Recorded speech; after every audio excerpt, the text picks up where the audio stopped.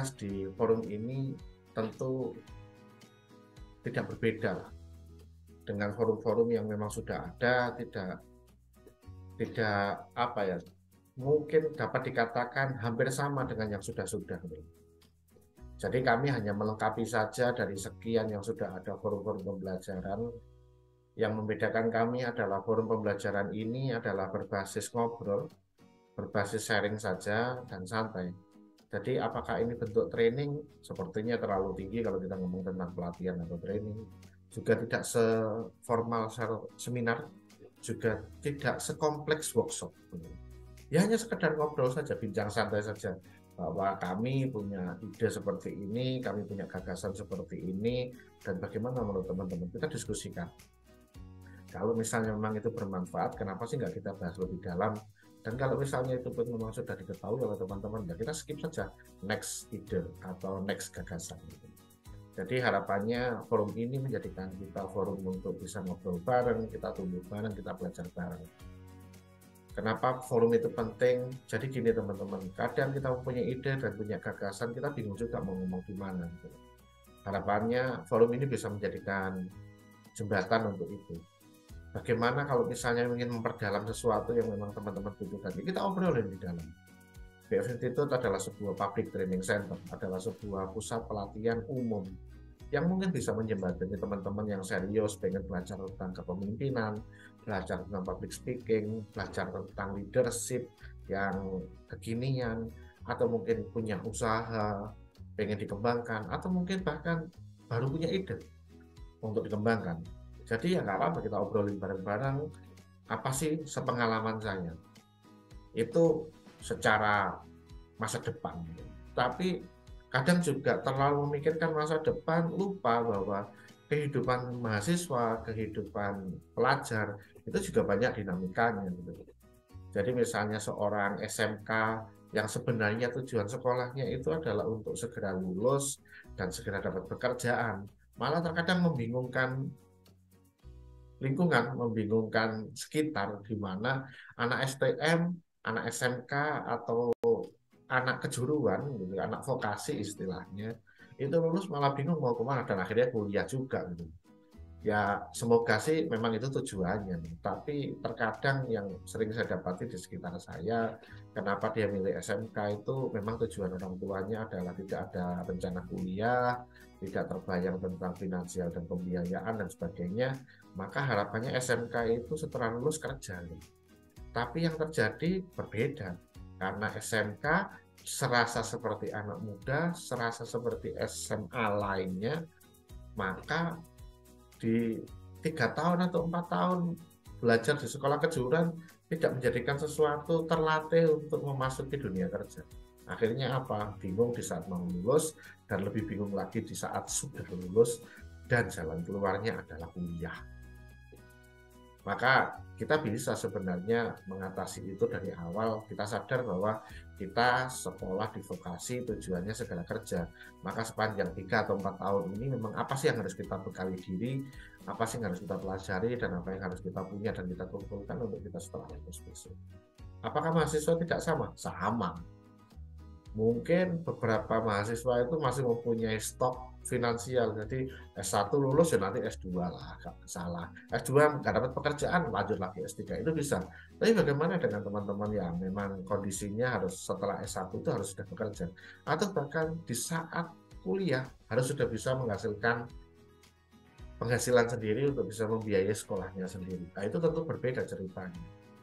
Banyak hal cerita yang pada waktu ditanya mau apa nih, mau kerja apa nih, ngelamar di mana ini, bahkan sampai minggu depan di wisuda saja, seringkali saya mendapatkan bahwa para calon-calon mahasiswa ini tidak siap.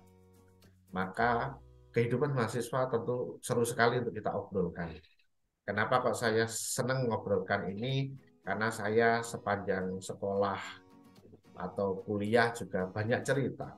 Mulai dari SMA bagaimana saya senang kegiatan-kegiatan organisasi yang menjadikan saya lulus SMA itu diterima di perguruan tinggi negeri itu tanpa tes gitu kan. Dari sekian rapotan saya itu ya hanya 2 kali saja saya tidak ranking 1. dengan sekian sertifikat saya SMA menjadikan saya bisa masuk ke perguruan tinggi negeri tanpa tes. Saat saya kuliah pun juga ceritanya seru juga, di mana saya pagi harus berangkat sebelum teman-teman saya berangkat, saya bekerja di kampus yang menjadikan saya secara finansial ada sedikit penopang, dari sisi profesional sedikit ilmu, dan banyak sekali pengalaman-pengalaman kerja yang saya dapatkan sepanjang saya bekerja dalam tanda kutip di kampus, menjadikan saya seorang profesional karena terlatih melakukan bidang saya apa. Dan alhamdulillah saya diterima bekerja dengan jabatan tidak rendah, itu bahkan saya sebelum wisuda. Jadi saya mendaftar pekerjaan itu posisinya saya masih mahasiswa semester akhir, saya masih masa tunggu sidang. Jadi saya belum lulus, belum dinyatakan lulus, apalagi wisuda buru-buru. Saya melamar pekerjaan itu posisinya sidang sarjana saja belum. Dan setelah saya melamar pekerjaan, terus saya sidang sarjana, alhamdulillah dinyatakan lulus, dan terhitung 12 hari setelah dinyatakan lulus sarjana, saya sudah bekerja. Jadi saya bekerja itu sebelum di wisuda, dan mudah sebenarnya caranya, dan saya membuktikan itu. Saya ajarkan kepada adik kelas saya pada waktu saya S2, dan ternyata adik kelas saya pun bisa melakukan itu sebelum dia di wisuda dan sudah bekerja. Saya masih ulangin lagi pada waktu saya jadi konsultan di salah satu kampus swasta di Semarang. Saya ajarkan lagi kepada mahasiswa bimbingan saya, dan ternyata benar, bahkan semester 3 dia sudah dapat jaminan bekerja karena memang sudah bisa bekerja. Dan ini bisa kok dipelajari, perlu juga dan seru sekali untuk diobrolkan. Kehidupan pelajar, kehidupan mahasiswa, dan juga ada disrupsi, ada perubahan-perubahan yang tidak hanya perubahan sedikit, tapi yang benar-benar global, perubahan tentang bagaimana pola pendidikan kita. Hanya kampus saja, kampus kos hari ini tidak cukup. Seperti itu. Semoga forum ini bermanfaat, semoga forum ini bisa menambah forum-forum yang teman-teman miliki untuk bisa ngobrol santai tentang bagaimana sih mempersiapkan masa depan kita. Itu satu lagi yang mungkin jadi penekanan dari forum ini, yang semoga niatan ini bisa diterima, bahwa Bincang Santai 90 menit ini sesantai mungkin akan kami sajikan, sesantai mungkin akan kita lakukan, dan sesering mungkin yang bisa kami lakukan. Jadi mungkin akan banyak sekali jadwal yang akan kami tawarkan kepada teman-teman, sekian banyak topik yang mungkin kita bisa jadi bahan diskusi. Tapi tentu itu semua free teman-teman. Kami tidak menjual tiket untuk ngobrol saja, tapi sebagai bentuk pemisah antara yang komit dan tidak. Memang kalau mau sertifikatnya, kami kerjasama dengan salah satu vendor aplikasi yang teman-teman bisa kok membeli tiket yang bersertifikat. Jadi ada sertifikatnya yang teman-teman berbayar, tidak mahal kok, hanya setara dengan teman-teman makan di warteg saja, di warung Tegal, bukan makan di kafe gitu. Ya mungkin hanya setara dengan Pertamax 1 liter lah gitu, sekitaran itu.